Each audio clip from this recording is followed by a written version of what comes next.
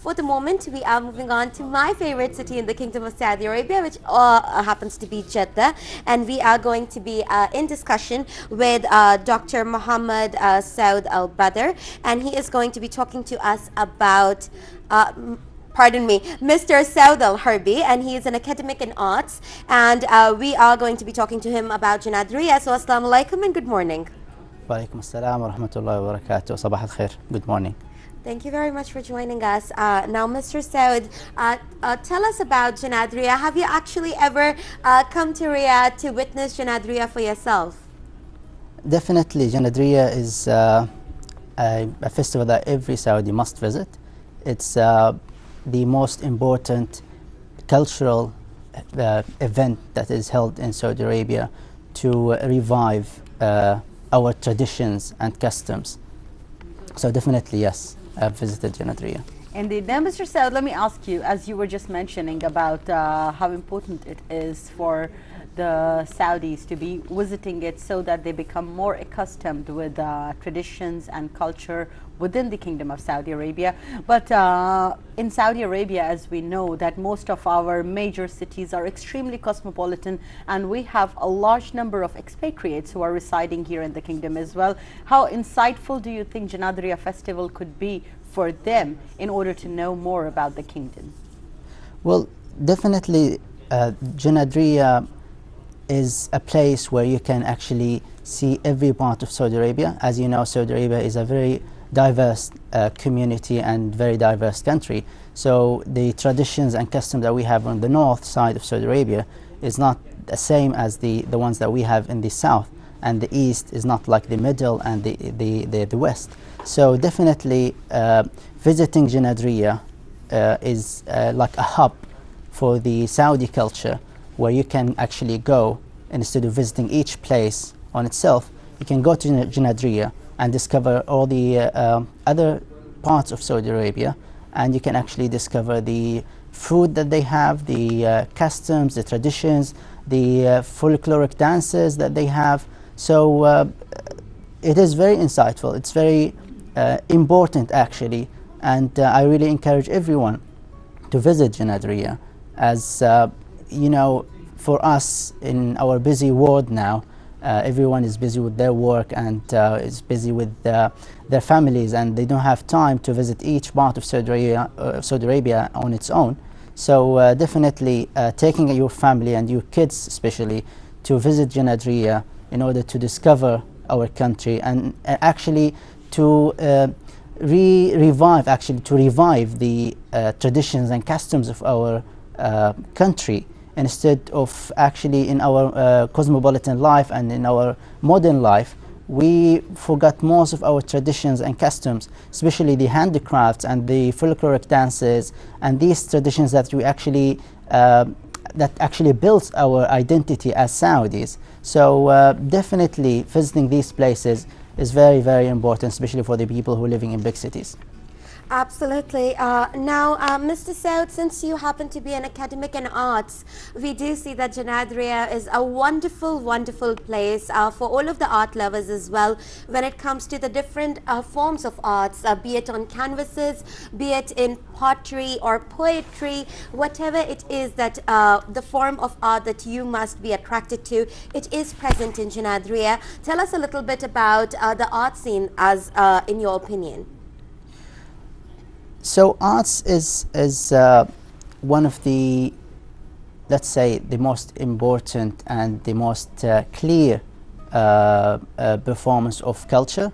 So in order to understand a culture, you should look at the arts. So our art is mainly on poetry, and like poetry reading in Janadriya is one of the main events. So poetry in Saudi Arabia is has deep roots in our culture. So poetry and folkloric dances, as I said before, folkloric dances is some of the areas of Saudi Arabia. Their dances can reflect the traditions they have, they can reflect the geography of the area they are from, and definitely their language. So the folkloric dances is again as poetry, and singing is one of the main performance that they have in Janadria. Yes, the arts is one of the main scenes in Janadria, and people actually look into this, especially people from outside of Saudi Arabia, outside of the Arab culture. They look into arts, they look into the poetry, they look into the dances that we have, they look into our singing, look into our painting and handcrafts as to reflect our culture and to understand our culture. Indeed. Now, Mr. Saud, as you were speaking about Janadria, that the Janadria village actually gives you the whole tour of the Kingdom of Saudi Arabia just by visiting this village in itself, because it has representation of the whole of the Kingdom of Saudi Arabia. Now, we get to see the great efforts of the Saudi Commission for Tourism and National Heritage with the way that they have been participating each year on a more and more advanced level, and we get to see their participation is so comprehensive when it comes to talking about Saudi Arabia, or projecting all the sites and the areas and the sites for tourism in the kingdom. How important do you think is this particular pavilion when it comes to showing you the gateway and the driveways to the whole kingdom and to all the places of interest? Because a lot of the times people go and visit Janadria and they like a particular region. So in today's edition of the program, we were portraying the Asir region as to what are the top attractions once you go and visit Asir. So if somebody has visited already the Asir pavilion and is planning to visit Asir, I would say perhaps the best way would be to be visiting the Saudi Commission's pavilion in order to be able to know as to how it is going to be when you're driving down from Riyadh to Asir, let's say. How important do you think is the work of this particular commission when it comes to promoting arts and culture in Saudi Arabia? Definitely, this gives you like a glimpse of what you can find and what you should look for in each region of Saudi Arabia. So let's say, as you mentioned, Asir. The geography is Asir is definitely very unique, and it's not like the geography of other sites of Saudi Arabia. So the architecture is one of the main attractions, let's say, and architecture is very difficult sometimes to actually have a glimpse of it in the Janadria, because you can't actually experience the architecture unless you are there. So maybe by having some architectural pictures and maybe having some models of the type of buildings they have there can actually reflect the architecture. So this is like a glimpse of what they can have and can see there. So definitely the architecture, the type of food they have. So food is definitely something that you can have in Janadria, because people can taste the real food of the region. And handcrafts, the type of clothes they wear and how they make their clothes, the material of their clothes. So this can be applied to every part of Saudi Arabia. So Qasim, for example, has different architecture. Hijaz and Jeddah in particular has a very unique architecture. Riyadh and Al-Hassa, for example. So these areas, they have their own unique identities, and this is something very beautiful about Saudi Arabia.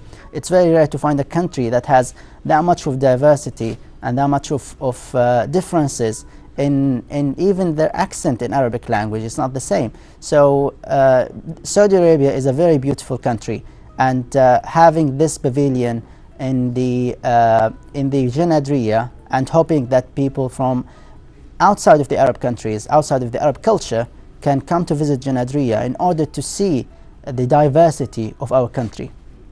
Absolutely. And Mr. Saud, I always do say that it's not only a festival for the foreigners, but very much so for the people that live in Saudi as well, because regardless of how many times you've gone to Janadria, it is still a fantastic experience to be there again.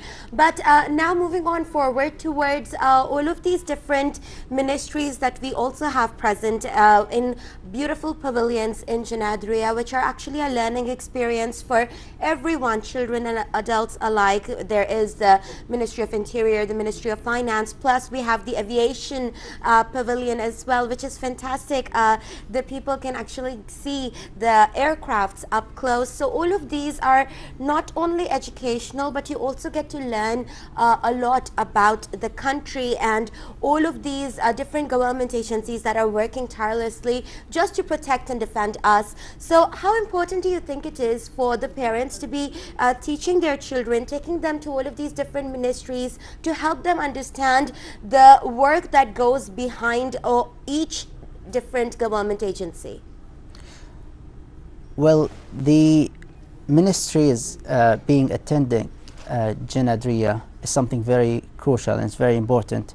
It is to mark the history of our prosperity. So you can see the development that is going on in Saudi Arabia, and you can see and you can actually experience what each ministry and each part of each institution of the government is working so hard in order to develop our country for our coming generations. So taking kids to these let's say pavilions of the ministries and taking your family to these areas, you can actually see how much is the government working so hard in order to develop our country, in order to have a better place for us to live. So definitely visiting these places can reflect not only on children but on us as well, on adults, because seeing the developments, understanding how much work is being done in order to develop this country, we can understand and we can actually participate in developing this country and in order to achieve our vision, which is 2030 vision. So working so hard and visiting these places and seeing the amount of work they do as well, you get the encouragement, you get the let's say the push that you need to work harder and to achieve better for you and your family and your country in general. Absolutely. And with this, Mr. Saud Al-Harbi, we would like to thank you so much for joining us in today's edition of the program. And we hope that a large crowd from Jeddah turns up over at Janadriya Festival here in Riyadh as well. Thank you for being with us. Yeah. And